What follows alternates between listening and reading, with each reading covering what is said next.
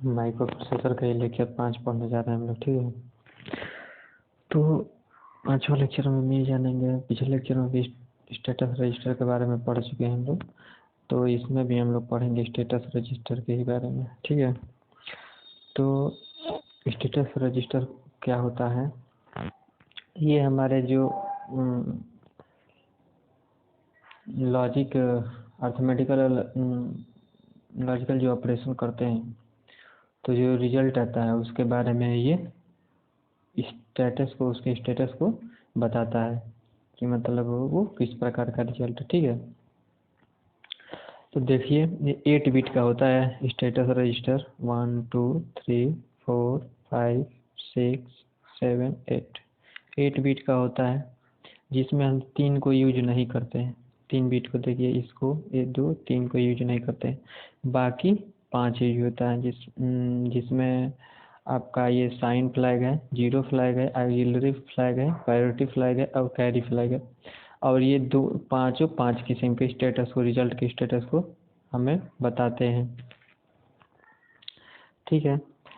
Sign flag क्या करता है, जो साइन फ्लैग है ये साइन को बताता है कि रिजल्ट पॉजिटिव में है या माइनस में। जैसे मान लीजिए अगर हमने ऐड किया,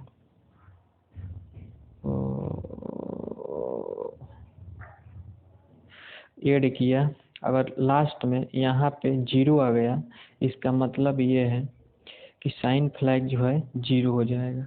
0 आया तो 0 हो जाएगा, मीन्स कोई साइन ही नहीं है, पॉजिटिव साइन है तो वो 0 हो जाएगा। तो उसका मतलब क्या शो करेगा, प्लस को शो करेगा। अगर ये मान लेते हैं, ठीक है, अगर मान लेते हैं यहाँ पे 1 आता है जब रिजल्ट में इधर, तो MSB, इसको MSB बोलते हैं, मतलब मोस्ट सिग्निफिकेंट बाइनरी साइट, ठीक है। तो अगर यहाँ पे 1 आ जाता है तो इसका मतलब साइन फ्लैग 1 हो जाता है, और ये दर्शाता है कि ये निगेटिव में रिजल्ट है, ठीक।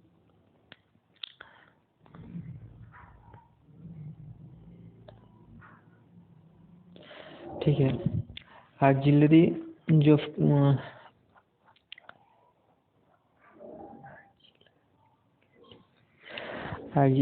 ये जीरो फ्लैग है, ये बताता है कि जो रिजल्ट है, अगर टोटल रिजल्ट 0 0 0 के बराबर टोटल रिजल्ट आ जाएगा तो ये 1 हो जाएगा और ये इनेबल हो जाएगा। ये जीरो फ्लैग रजिस्टर ये बताता है, ठीक है। अगर टोटल 1 1 1 0 नहीं होगा, ठीक, अगर एक भी 1 इसमें आ गया, मतलब नॉट इक्वल टू अगर 0 हो गया तो ये डिसेबल हो जाएगा, जीरो फ्लैग रजिस्टर, ठीक है। ऑक्सिलरी जो कैरी होता है, जो ये है ऑक्सिलरी कैरी, ये हमारे जो हम ऑपरेशन करते हैं उसमें जो हमारा एक्स्ट्रा 4 बिट से, इस 4 बिट से कैरी जब इसमें जाता है, ठीक, इन दोनों के बीच में जो कैरी शेयर करता है उसको ऑक्सिलरी शेयर ये जो दर्शाता है। अगर ये कैरी गया तो 1 हो जाएगा, यानी इनेबल हो जाएगा, अगर नहीं गया तो 0 हो जाएगा, ठीक। यही है रीसेट, ऐसी इक्वल टू 0, 0 का मतलब रीसेट। ऑक्सिलरी फ्लैग अगर 0 आ रहा है तो इसका मतलब रीसेट, और वो 1 जो आता है तो उसको सेट बोला जाता है, ठीक। तो ये इनेबल हो जाएगा। अब देखते हैं प्रायोरिटी फ्लैग। प्रायोरिटी फ्लैग हमारा ये बताता है कि जो रिजल्ट हमारा आया है टोटल, जैसे मान लीजिए हमने किसी को ऐड किया, कुछ भी ऐड किया, तो अगर हमारा जैसे 0 आ गया, 1 आ गया, 0 हो गया, 1 आ गया, तो हमारा इसमें कितने 1 है, 2 है, तो ये ऑड है या इवन है, इसके बारे में जानकारी कौन देगा, प्रायोरिटी फ्लैग। प्रायोरिटी फ्लैग बताएगा कि ऑड है या इवन है। अगर इवन रहेगा तो ये फ्लैग क्या हो जाएगा, 1 हो जाएगा, यानी कि इनेबल हो जाएगा।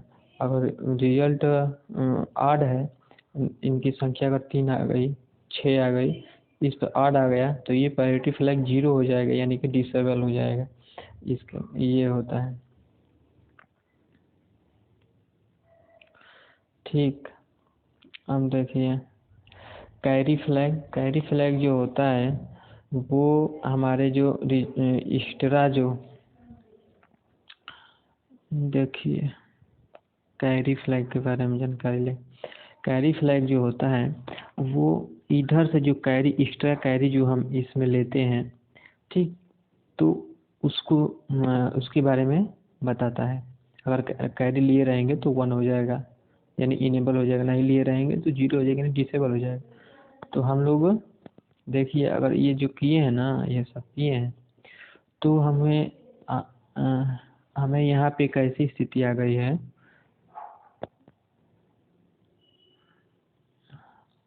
कि यहाँ पे ये इधर चला जाता है 1, तो यहाँ पे 0 में से 1 नहीं माइनस हो पा रहा है, यहाँ पे माइनस करना, ठीक। तो 0 में से 1 माइनस नहीं हो पा रहा है, तो अब यहाँ से 2 हमको कैरी इधर लेना पड़ा। तो ये कैरी जो हम लिए तो ये एक्स्ट्रा कैरी लिए ना, इसी को कैरी फ्लैग जो है हमारा दर्शाता है।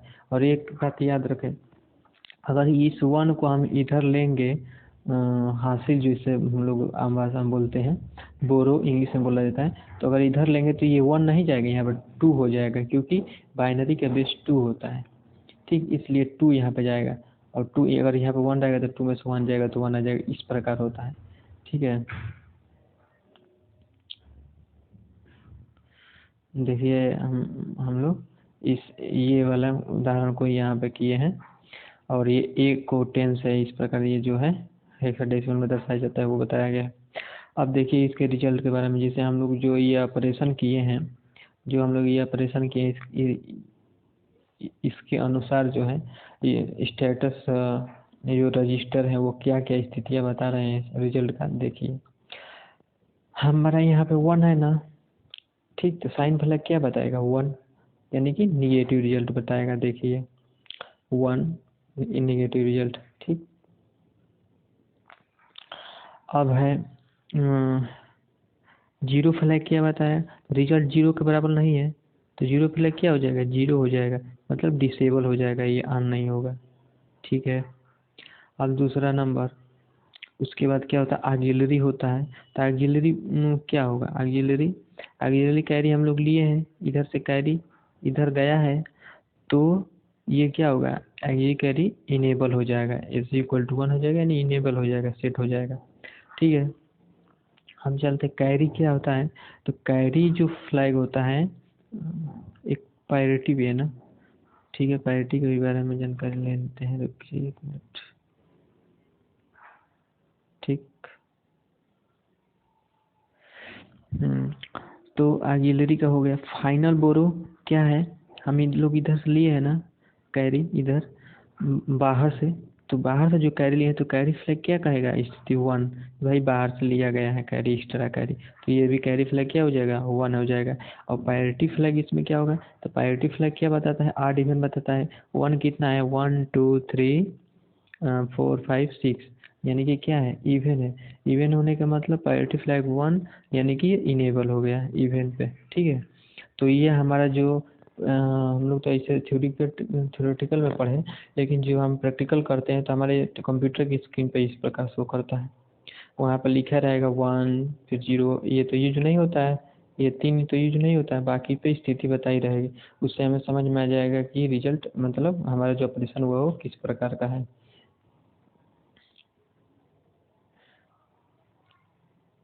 ठीक। अब हम वो तो स्टेटस रजिस्टर पढ़ लिए, जो कि यूजर एसेसिबल रजिस्टर था। यूजर नॉट एसेसिबल रजिस्टर की हम बात करें तो उसमें एक इंस्ट्रक्शन रजिस्टर रहता है। इंस्ट्रक्शन रजिस्टर क्या क्या है, तो ये कि user special purpose user not accessible register है, ठीक। हम जो इंस्ट्रक्शन जो देते हैं माइक्रो प्रोसेसर को, वो कहाँ पे सेव होता है, तो वो सेव होता है मेमोरी में, और मेमोरी से उठकर किस में जाता है, इंस्ट्रक्शन रजिस्टर में जाता है। तो वही इंस्ट्रक्शन को होल्ड करने का काम कौन करता है, instruction register. Instruction register instruction को होल्ड करके रखा रहता है, ठीक। तो यही है उसका काम, जिस प्रोग्राम को प्रोसेस करना हो तो उसको होल्ड करके कौन रखता है, इंस्ट्रक्शन रजिस्टर रखता है, ठीक। अब चलिए हम लोग टेम्पररी रजिस्टर के बारे में पढ़ते हैं। टेम्पररी जो रजिस्टर होता है, ये इसमें एक होता है W होता है, एक Z होता है, दोनों कितने बिट का होता है, 8 बिट के होते हैं, दोनों के दोनों, ठीक है। ये भी एक special purpose user not accessible register है, और ये क्या करता है, टेम्पररी डेटा को अपने में सेव कर लेता है टेम्पररी के लिए, ठीक। It can be use in the pair, जब 16 बिट को मतलब हमें स्टोर करना होता है तो इसको पेयर में यूज कर लेते हैं। ठीक, तो 8 + 8 क्या हो जाएगा 16, तो इसको ये यूज कर लेगा। इस प्रकार देखिए टेम्पररी रजिस्टर का हम लोग यूज मतलब इसलिए ऐसे करते हैं, जैसे मान लीजिए कि दो मेमोरी है, मेमोरी है, अगर हम इसमें से डेटा को इसमें अगर ट्रांसफ़र करना है तो डायरेक्ट हम इसमें ट्रांसफ़र नहीं कर सकते। ठीक, अगर इससे इसमें और इससे फिर इसमें अगर ट्रांसफ़र करना हो डेटा तो डायरेक्ट ट्रांसफ़र नहीं होता, उसके लिए हमें चाहिए एक मेमोरी। तो उस मेमोरी को क्या बोलते हैं, टेम्पररी मेमोरी। डेटा अब क्या होगा, इसमें से इसमें आएगा, फिर इसमें से इसमें जाएगा, और इसमें से इसमें का डेटा इसमें आएगा, फिर इसमें से इसमें जाएगा। तो ये हमारा इस प्रकार ये काम करता है। तो टेम्पररी मेमोरी टेम्पररी रजिस्टर का काम करता है, तत्काल के लिए रख लेगा। ठीक, अब थोड़ा हम लोग माइक्रो प्रोसेसर का जो प्रोसेस कैसे करता है उसके बारे में जान लेते हैं। देखिए जब हम माइक्रो प्रोसेसर में काम लेना चाहते हैं तो पहले हम उसको रीसेट कर देते हैं। अगर दूसरा प्रोग्राम रन करना हो तो उसको रीसेट कर देंगे, प्रोग्राम ख़त्म हो जाएगा। फिर हम प्रोग्राम जनरेशन करेंगे, उसमें डाल देंगे। ठीक, प्रोग्राम डालने के बाद अब क्या होगा, generation address of next instruction. जैसे ही ऑन होगा माइक्रो प्रोसेसर, वो क्या करेगा, जो आप इंस्ट्रक्शन डाले हुए हैं उसके एड्रेसों को, इस तरह से इंस्ट्रक्शन डाले हुए हैं तो बारी बारी से पहले वो इसका, पहले इसका, फिर इसका, फिर इसका, फिर इसका, इसके पहले तो टोटल का एड्रेस जनरेट करके रख लेगा। फिर क्या करेगा, बारी बारी से इंस्ट्रक्शन माइक्रो प्रोसेसर को देगा कि भाई इंस्ट्रक्शन का एड्रेस देगा, सॉरी, तो इंस्ट्रक्शन का एड्रेस बारी बारी से माइक्रो प्रोसेसर देगा कि पहले इस इंस्ट्रक्शन को काम करिए, फिर दूसरे इंस्ट्रक्शन को काम करिए, तीसरे इंस्ट्रक्शन काम करिए। तो इस प्रकार इंस्ट्रक्शन के एड्रेस देता रहता है। जब दे देता है उसके बाद क्या करता है माइक्रो प्रोसेसर, तो अब देखिए जैसा आप एड्रेस, ये कहाँ रहता है एड्रेस, प्रोग्राम काउंटर। कौन प्रोवाइड करता है, कहाँ, जब प्रोग्राम काउंटर प्रोवाइड कराता है बारी बारी से एड्रेस का, इंस्ट्रक्शन का एड्रेस। ठीक है, अब देखिए क्या होगा, फेचिंग होगा, उस एड्रेस पे लेने के बाद फेचिंग होगा, क्या कि मेमोरी से इंस्ट्रक्शन को उठाना, वो एड्रेस देगा, उस एड्रेस पे जाके वहाँ से इंस्ट्रक्शन को उठाना। ठीक, और इंस्ट्रक्शन रजिस्टर में लाकर छोड़ देना, और इंस्ट्रक्शन रजिस्टर में लाकर छोड़ना, जो हम लोग इधर पढ़े ना इंस्ट्रक्शन रजिस्टर, उसमें लाकर छोड़ देना, मेमोरी से उठा के इंस्ट्रक्शन रजिस्टर में लाकर छोड़ देना, फेचिंग में आ जाता है। उसके बाद decoding and encoding, instruction code को कंप्यूटर की लैंग्वेज में कन्वर्ट करना, इसमें होता है। अब इंस्ट्रक्शन आ गया तो वो तो भाई हम मतलब मनुष्य लिखा है, उसको कंप्यूटर कैसे समझेगा। तो कंप्यूटर के लिए कंप्यूटर की भाषा होनी चाहिए, तो कंप्यूटर क्या करता है, उसको अपने भाषा में चेंज करता है। ठीक है, उसके बाद अपने भाषा में चेंज करने के बाद उसको फिर मशीनी भाषा में चेंज करता है, जिसको इनकोडिंग, डिकोडिंग और इनकोडिंग बोलते हैं। डिकोडिंग यानी कंप्यूटर की भाषा में चेंज करना, इनकोडिंग यानी कि कंप्यूटर की भाषा से मशीनी भाषा में चेंज करना।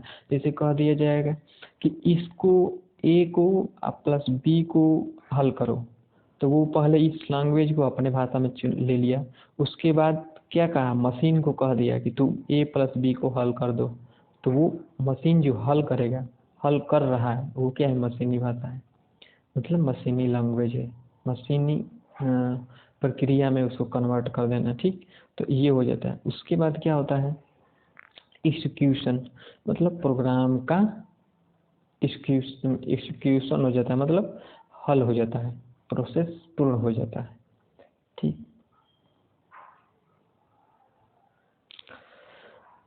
ये जो है, ये देख रहे हैं डी ब्रैकेट में है, ई ब्रैकेट में है, तो इसको बोलते हैं कंटेंट ऑफ ई, इसको बोलेंगे कंटेंट ऑफ डी, ब्रैकेट में जो होता है उसको कंटेंट बोला जाता है। ठीक, कंटेंट ऑफ डी, कंटेंट।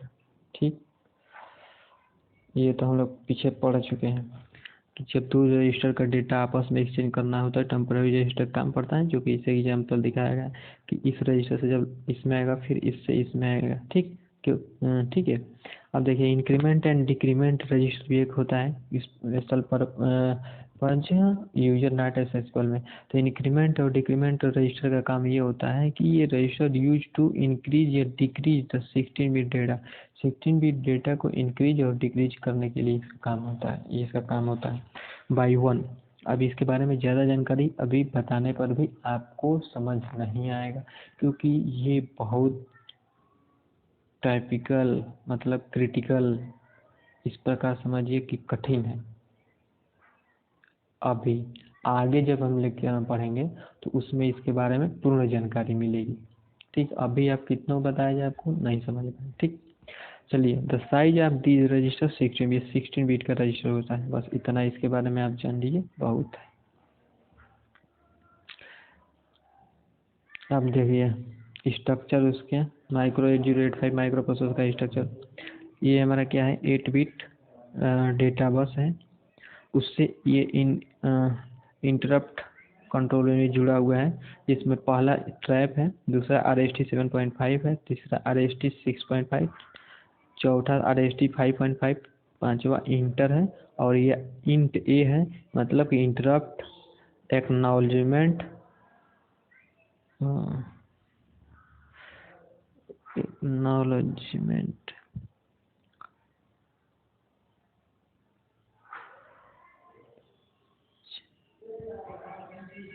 ठीक, इंटरप्ट एक्नॉलेजमेंट।